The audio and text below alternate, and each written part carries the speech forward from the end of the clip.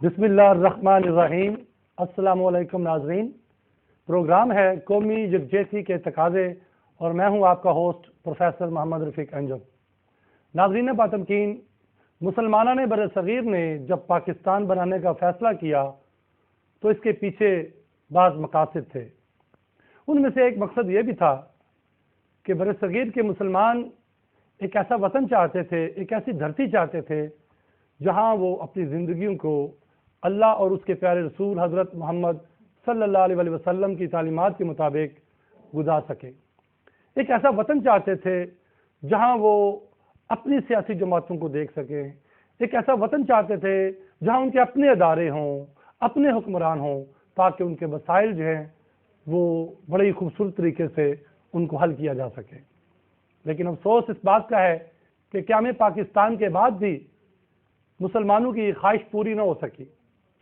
आज के दौर में आप देखें, ना बिजली है, ना पानी है, ना गैस है, हर इंसान बुनियादी ज़रूरियात से महरूम है। तो लोग पूछते हैं कि क्या इसलिए तकदीर ने चनवाए थे थिंके, बन जाए नशेमन तो कोई आग लगा दे। तो हाज़रीन बातमकीन, नाज़रीन बातमकीन, इससे पहले के सवालात का सिलसिला शुरू हो, मैं अपने मुअज़्ज़ज़ मेहमानों का तारफ़ करवाना ज़रूरी समझता हूँ। हमारी खुशकिस्मती है कि हमारे दरमियान जनाब डॉक्टर फरीद अहमद पराचा साहब तशरीफ़ फरमा हैं, जो कि डिप्टी जनरल सेक्रेटरी हैं जमात इस्लामी पाकिस्तान के, और उनके साथ तशरीफ़ रखती हैं जनाब सादिया सोहेल साहबा, जो ज़लई सदर हैं शोबा ख़वातीन की पाकिस्तान तहरीक इंसाफ की। मैं आप दोनों का बहुत मशकूर हूँ कि आपने अपने कीमती वक्त में से हमारे लिए वक्त निकाला। तो सवालात का सिलसिला पराचा साहब आपसे शुरू करता हूँ। क्या ये वही पाकिस्तान है जिसका ख्वाब अल्लामा इकबाल ने देखा और जिसके लिए कायद आज़म मोहम्मद अली जिन्ना ने शब रोज़ जदोजहद की और तमाम मुसलमानों ने बरसगीर को एक परचम तले इकट्ठा किया? क्या आप समझते हैं ईमानदारी से कि ये वही पाकिस्तान है? बिस्मिल्लाहिर्रहमानिर्रहीम। हकीकत ये है कि वो पाकिस्तान के जिस पाकिस्तान को हम हज़रत कायद आज़म की तकरीरों में और अल्लामा इकबाल के अफकार में समझते हैं, और जिस पाकिस्तान के लिए लोगों ने अपनी कुर्बानियां दी, अपने घर बार छोड़े, और जिस पाकिस्तान के लिए यूपी और सीपी के लोगों ने वोट दिए, हालांकि उन्हें पता था कि ये मुल्क, ये हमारा इलाका तो कम से कम पाकिस्तान नहीं बनेगा, शामिल नहीं है, उधर चला जाएगा, और जिस पाकिस्तान के लिए मशरकी और मगरबी बंगाल अलग अलग हुए, यानी कौमियतों और जोग्राफिये और ज़बान और इलाकों की बुनियाद पर ये मुल्क नहीं बना था। ये मुल्क इस्लाम के लिए बना था, कलेमा ला इलाहा इल्लल्लाह मुहम्मद रसूलुल्लाह के नाम पे बना था। इस्लाम की तजरबागाह का लफ्ज़ खुद कायद आज़म ने इस्तेमाल किया था। और उसके बाद ये कि जो लोग ये कहते रहे, और वही तबका कह रहा है कि जो आज बरसरे इक़्तिदार है या उनके जो बड़े थे, कि यह मुल्क तो मईशत की बदहाली जो हिंदुओं के मुकाबले में मुसलमानों की थी, तो मईशत के इस्तेहकाम के लिए बना था। यानी सितम यह है कि मईशत इनके हाथों ही तबाह बर्बाद हुई है कि जिन्होंने न इस्लाम दिया, न लोगों को रोटी दी, न अमन दिया, न अदल दिया, न इंसाफ दिया। और 64 साल के अंदर 33 साल तो यहाँ फौज हुक्मरान रही और ब्यूरोक्रेसी हुक्मरान रही। यानी वो लोग कि जो हम सफ़र नहीं थे वही मीरे कारवां बन गए, और उनका ही, यानी जिनका कोई हिस्सा पाकिस्तान बनाने में नहीं था, और जागीरदार और वडेरे जो मुख्तलिफ जमातों में थे और वही बार बार बरसरे इक़्तिदार आते रहे, उनका भी पाकिस्तान बनाने में कोई हिस्सा नहीं था। तो जिनका कोई हिस्सा नहीं था पाकिस्तान बनाने में, उनके हाथों में ड्राइविंग सीट आ गई, और उन्होंने फिर यहाँ एक अरसा तक तो आइन ही नहीं मिला, 9 साल, यानी पाकिस्तान आइन से महरूम रहा। फिर उसके बाद आइन दिया तो आइन पर अमल दरामद नहीं होने दिया, फिर फौज को ले आए। तो नतीजा ये है कि आज जिस पाकिस्तान को हम पाकिस्तान कहते हैं, और अल्लाह करे कि ये सलामत रहे, उसमें से आधा हिस्सा तो पहले ही निकाल दिया गया। मशरकी पाकिस्तान जो है उसकी जगह पे बांग्लादेश बन गया।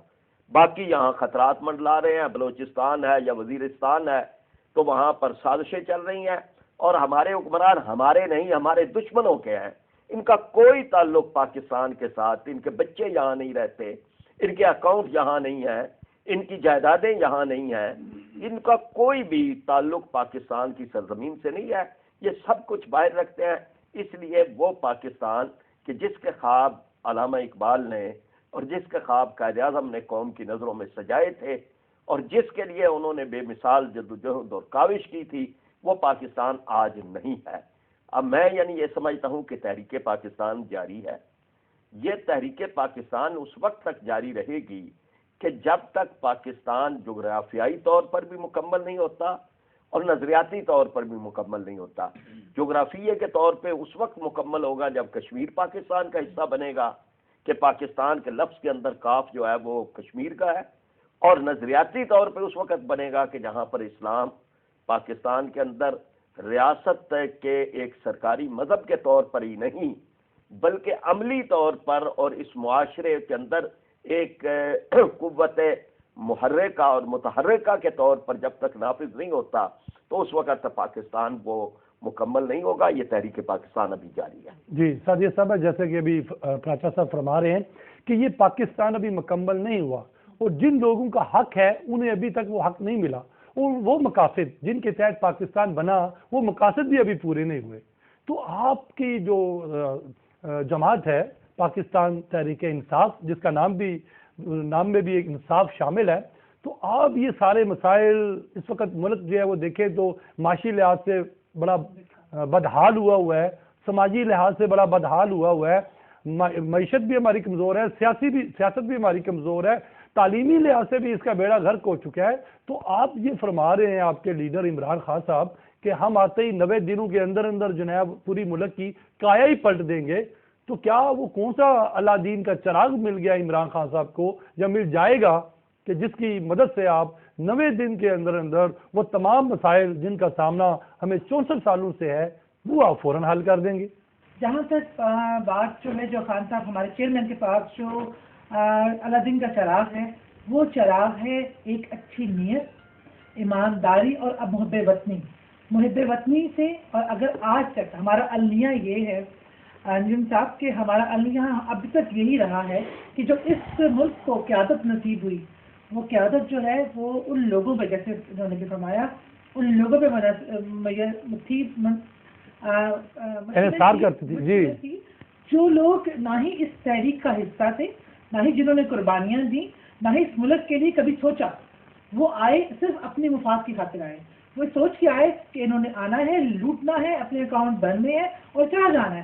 ان کو اس ملک سے، اس کی قوم سے، اس کے عوام کے، اس کے مسائل سے کچھ لینا دینا نہیں تھا. یہ ہماری بدقسمتی رہی ہے کہ ہمیں ایسی قیادت قائد اعظم کے بعد میسر نہیں آئی جس سے ہم فخر کر سکے کہ انہوں نے اس ملک کے لیے سوچا.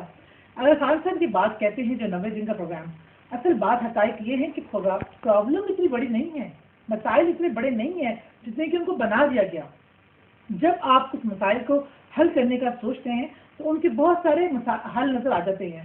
اور اگر آپ میں میڈم صاحب یہ پوچھنا چاہتا ہوں کہ وہ حل کیسے ہوں گے جب وہی پرانے چہرے آپ کے پاس آ رہے ہیں، وہی کارتوس جو استعمال ہو چکے ہیں وہ آپ کے پاس آ رہے ہیں، تو کس طریقے سے وہ جناب بات پرانے کارتوسوں کی ہے، پرانے چہروں کی ہے. میں ایک بات بہت اس پلیٹ فارم سے واضح کر دینا چاہتی ہوں جو ہمارے چیئرمین کا اس پہ جہاں سے جو ان کا بیان ہے جو ہم سب جانتے ہیں. ہم کیونکہ ان کے ساتھ شروع دن سے ہیں، ہم ان کے ساتھ پہلے روز اول سے کھڑے ہیں. بات یہ ہے کہ جو بھی ہمیں تحریک انصاف کو جوائن کر رہا ہے، دیکھیے پاکستان ایک جمہوری ملک ہے، اس میں کسی بھی سیاسی پارٹی کو جوائننگ سے آپ نہیں منع کر سکتے. پاکستانی کا حق ہے وہ کوئی بھی سیاسی پارٹی جوائن کر سکتا ہے. جو بھی اس پارٹی میں آ رہا ہے وہ تحریک انصاف کے منشور سے آ رہا ہے. اگر وہ تحریک انصاف کے نظریے سے اور منشور سے ساتھ نہیں چل سکتا یا اس کے مطابق نہیں کام کرتا وہ ہمارا حصہ نہیں رہے گا. یہ چھاننی ہے جس میں جو آ رہے ہیں آنے دیں. جب ہم انہیں چھاننی میں ڈالنا جانا ہے تو جو گند ہے وہ اوپر رہ جانا ہے اور جو صاف اور نظریاتی لوگ ہیں وہ اس میں سے نکل جانے ہیں. تو انشاءاللہ ہمارا سسٹم یہی ہے کہ اس میں سے جو برے لوگ جو بدنیتی سے یا کسی خلوص سے نہیں آ رہے اور کسی مقصدیوں سے آ رہے ہیں وہ انشاءاللہ تعالیٰ وہ اوپر ہی رہ جائیں گے. اور جو لوگ اس ٹائم اس لیے ہمارا ساتھ دے رہے ہیں بے شک بے شمار ایسے لوگ ہیں جو واقعی اچھی نیت سے بھی آ رہے ہیں. کیونکہ دیکھیں اگر پاکستان ہے تو آپ اور ہم ہیں، پاکستان ہے تو سیاسی جماعتیں ہیں، پاکستان ہے تو ہمارے بچے ہیں. کیونکہ ہمارا اوڑھنا بچونا پاکستان میں ہے، ہمارے کچھ اکاؤنٹس نہیں ہیں، ہمارے بچے باہر نہیں ہیں، ہمارا جینا مرنا اس ملک سے منسلک ہے. جو لوگ اپنے بے وطن ہیں اور اس پاکستان کی بھلائی چاہتے ہیں وہ ہمارے ساتھ شامل اس نیت سے بھی بہت سارے لوگ ہو رہے ہیں. ضروری نہیں ہے ہماری کی نیت سے. اور سم ٹائم ایسا ہوتا ہے کہ انسان اپنا قبلہ درست کرنا چاہتا ہے، وہ ایک مخصوص عرصے میں، یعنی آپ ان لوگوں کو تائب ہونے کا موقع فراہم کر رہے ہیں کہ آپ تائب ہو جائیں، اور جب اگر وہ تائب نہیں، ان کے خلوص نیت میں کوئی فرق ہے، تو انشاءاللہ تعالیٰ بفضل خدا اللہ کی ذات کے بعد میں اپنے چیئرمین کی جو ماشاءاللہ ویژن ہے اس پہ یقین رکھتے ہوئے یہ کہہ سکتی ہوں کہ وہ ہمارے ساتھ نہیں چلتا۔ اللہ کرے جی آپ کے چیئرمین کی جو ویژن ہے اسی پہ وہ پورا اتر سکیں۔ اور پراچا صاحب، ابھی جو سیاسی افق ہے بڑی تبدیلیاں واقع ہو رہی ہیں۔ ابھی آج ہی کا واقعہ ہے کہ عدلیہ نے جو ہے وہ توہین عدالت کا نوٹس جاری کر دیا وزیر اعظم کو، تو اب کیا سمجھتے ہیں آنے والے دنوں میں کچھ تبدیلی ہونے جا رہی ہے، اور آیا یہ تبدیلی ووٹوں سے ہوگی یا بوٹوں سے ہوگی؟ دیکھیے، جو صورتحال جہاں تک ہمارے حکمرانوں نے پہنچا دی ہے وہ تو ایک بند گلی کے اندر انہوں نے دھکیل دیا ہے، اور مجموعی طور پر ایک ایسی محاذ آرائی شروع کر دی ہے کہ جو محاذ آرائی کسی صورت بھی ملک کے لیے، قوم کے لیے، جمہوریت کے لیے، عوام کے لیے بہتر نہیں ہوتی۔ اور اس ساری کے اندر یہ بات انتہائی نمایاں ہے کہ یہ کوئی اصولی جنگ نہیں ہے، کوئی آئینی جنگ بھی نہیں ہے، کوئی قانونی جنگ بھی نہیں ہے۔ یہ صرف ایک ہی ہے کہ عدلیہ کہتی ہے کہ جو آپ نے کرپشن کی ہے وہ پیسے واپس لے آئے، اور وہ کہتے ہیں کہ ہم $1 بھی پاکستانی قوم کو واپس نہیں کریں گے۔ تو بڑا سیدھا سادہ سی بات ہے، یعنی جو کچھ بھی یہ محاذ آرائی ہے، اور فوج کے ساتھ بھی جو محاذ آرائی ہے وہ یہ ہے کہ وہ جو امریکہ ان کے پیچھے ہے، جو پالیسیاں وہ دیتا ہے، ان پالیسیوں کو کے اندر اگر کہیں پر ملک کا کوئی ادارہ رکاوٹ بنتا ہے تو یہ پھر اپنے بیرونی آقاؤں کے زور پر اس ادارے سے بھی متصادم ہونا چاہتے ہیں۔ تو اس لیے یہ باتیں اتنی واضح ہیں کہ ان باتوں کے نتیجے کے اندر عدلیہ کو اپنا ایک فیصلہ کرنا ہے۔ 37 فیصلے اب تک ایسے ہیں کہ جس پر عمل درآمد نہیں ہوا عدلیہ کے۔ پھر عدلیہ کا مذاق اڑایا جا رہا ہے، یعنی دونوں طریقے سے، زبان سے بھی، قول سے بھی، اور فعل سے بھی۔ عملی طور پر بھی یہ ہے کہ عدلیہ کو ایک پرکاہ کے برابر بھی اہمیت نہیں دی، اس کے فیصلوں پہ عمل درآمد نہیں ہے۔ بیان دیے جاتے ہیں کہ یہ عدلیہ چاہتی ہے خط لکھا جائے، یہ تو میری لاش پہ لکھا جائے گا۔ یعنی عدلیہ کو زچ کر دیا ہے انہوں نے۔ میں تو یہ سمجھتا ہوں کہ یہ جو نوٹس آیا ہے یہ تو بہت پہلے آنا چاہیے تھا یہاں، یعنی جب قانون کی نظر کے اندر سب برابر ہیں تو وزیر اعظم کو کیا کھلی چھٹی مل جائے کہ جی وہ عدالتوں کا مذاق اڑائے، اور ایک عام آدمی اڑائے تو عدالت جو ہے وہ پکڑ کے اس کو سزا دے دے اور 6 ماہ کے لیے اندر کر دے، یا جو سال کے لیے جو بھی وہ سزا دینا چاہے۔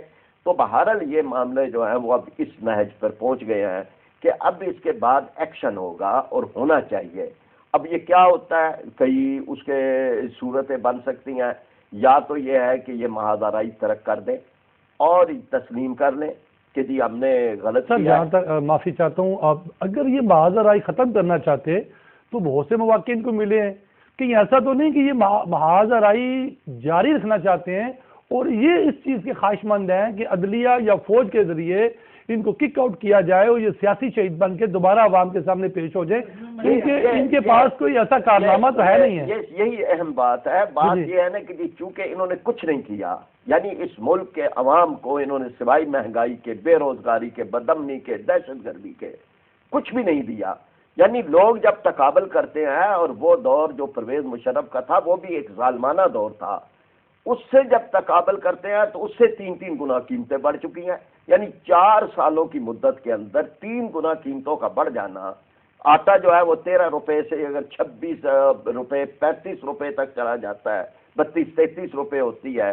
چینی جو ہے وہ 26 روپے سے اٹھ کے تو وہ چینی جو ہے وہ اب 55 روپے ہے، 70-80 تک چلی گئی ہے۔ تو آخر غریب آدمی کیا کرے گا؟ یعنی مطلب یہ ہے کہ آپ گیس آپ نہیں دے رہے، چولہے گھروں کے سر کر دیے ہیں، ناشتے نہیں پکتے، بجلی آپ نہیں دے رہے، دن کے اندر جو ہے وہ اعلانیہ غیر اعلانیہ ملا کے 12-13 گھنٹے بجلی بند رہتی ہے، اور پھر وحشیانہ بل ہیں جو وصول کیے جا رہے ہیں، ظالمانہ سے بھی بڑھ کر وحشیانہ ہے کہ جو وصول کیے جا رہے ہیں۔ یعنی کیا جرم کیا ہے اس ملک کے لوگوں نے کہ تمہاری کرپشن کی سزا عوام کو ملتی رہے؟ لائن لاسز تمہارے ہیں، چوریاں تم کرتے ہو، تم بجلی چوری کرتے ہو، تمہارے لوگ، تمہارے MNA ان کی فیکٹریاں چلتی ہیں، اور تمہارے وزراء کی فیکٹریاں چلتی ہیں۔ کراچی کے اندر جس کے ساتھ تمہارا اتحاد ہے اور یگانگت ہے، وہاں پر جو ہے وہ بھتہ خوری کا ایک عظیم الشان نظام ہے جس کے تحت فیکٹریاں چل رہی ہیں، جس کے تحت بجلی چوری ہو رہی ہے، گیس چوری ہو رہی ہے، اور سزا اس کی عوام کو مل رہی ہے۔ وہ لوگ جو بل دیتے ہیں، جو دیانتداری کا راستہ اختیار کرتے ہیں، انہیں 3 گنا بل ملتے ہیں۔ تو لوگ تو تنگ آمد بجنگ آمد پہ ہیں، لوگ تو انتہا پہ، یعنی جیسے ایک آتش فشاں ہوتا ہے وہ پھٹنے والا، تو عوام کے جو غیظ و غضب کا لاوا جو ہے وہ پھٹنے والا ہے۔ اب اگر وہ یہ سمجھتے ہیں کہ جی اس طرح سے وہ بچ جائیں گے کہ جی لوگوں کے پاس سامنا کرنے کے لیے تو کچھ نہیں ہے، اور اس کے بعد وہ آئیں اور یہ کہیں کہ جناب ہمارے ساتھ بڑا ہم تو بڑے مظلوم ہیں اور ہم تو یہ ہے، تو یہ نہیں ہوگا۔ یعنی آپ پچھلے دنوں زرداری صاحب کا ایک بیان پڑھے تو انسان حیران ہوتا ہے کہ کس خوابوں کی جنتوں کے اندر وہ رہتے ہیں۔